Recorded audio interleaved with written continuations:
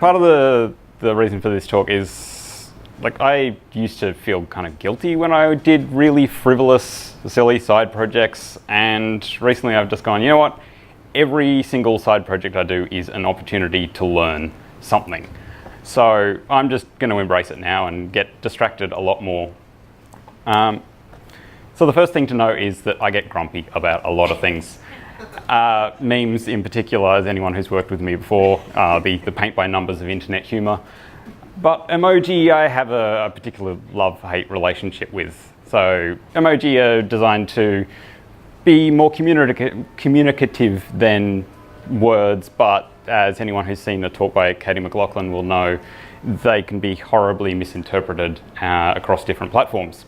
So why not just block them out completely? So this project all started with a tweet from Ben. Mentally replace all emoji with a censorship leap. Kind of interesting, but that spurred the project idea. And I thought, you know what, we can actually do this.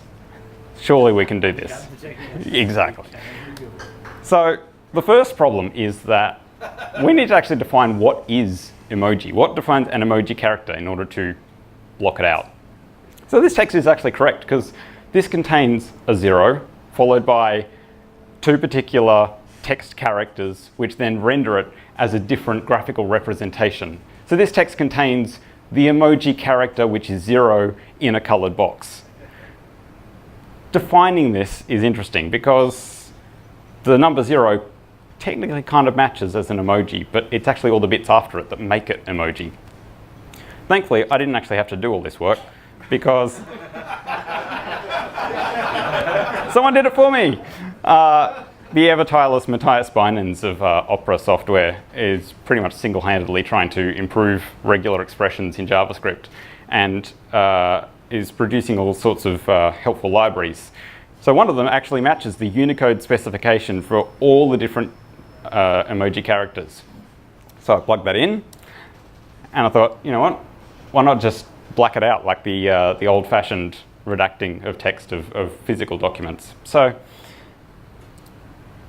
took a bit of code from a different project I'd done, which just wraps little bits of text in any kind of element, and the result is the emoji censor.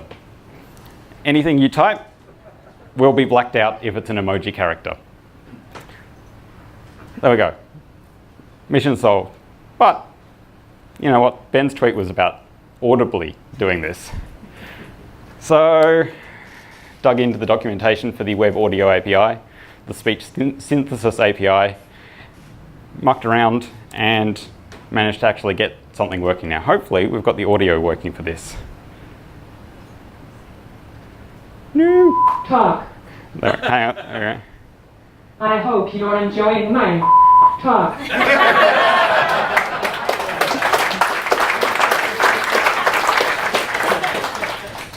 Now, while hunting for the technology for this, I also stumbled across another project. So Monica Dinsculescu from the Polymer project has also made Emoji Translate, which takes English words and translates them into whatever matching emoji will fit those words. It's pretty much the polar opposite of what I'm trying to do.